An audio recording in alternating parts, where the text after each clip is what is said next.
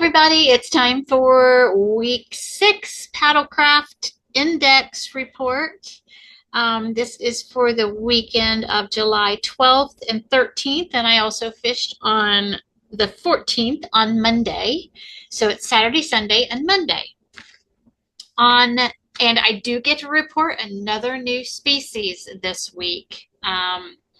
So that happened on Saturday, and I'll share some video. I did get some video of it. I'm sorry, it happened on Sunday, not Saturday.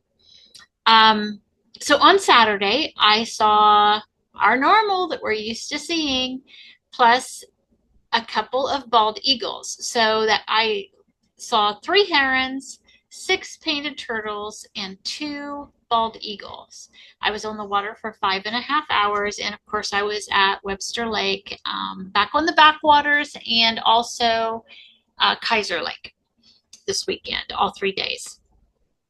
On Sunday, I did see very early in the morning a beaver, and I got some fun footage of him. I've already shared a short of that footage, but I'll also add it here in this video. I also saw 2 osprey and lots and lots and lots of painted turtles. It just so happened that the place I was fishing had a lot of weeds that were high in the water, and the top of the water is covered now with weeds, and they were just laying everywhere in those weeds. So I did get a picture just of one spot, and I think it has 4 or 5 turtles just within that one camera frame. So I'll add that photo in for you to see as well.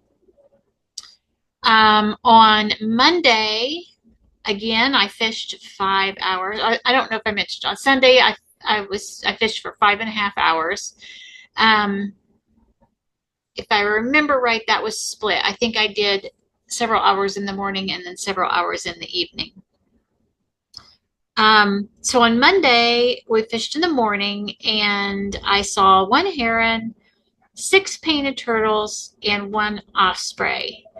Now, I can say that I saw lots more turtles than I'm noting, but again, it was one of those cases where I couldn't necessarily get close enough to determine all of them. I think they probably all were painted turtles, but if I can't determine it, I just don't count it. I did get an image of a huge snapping turtle that followed my bait in one day. I think that was on Monday, so I'll include that in the photos as well.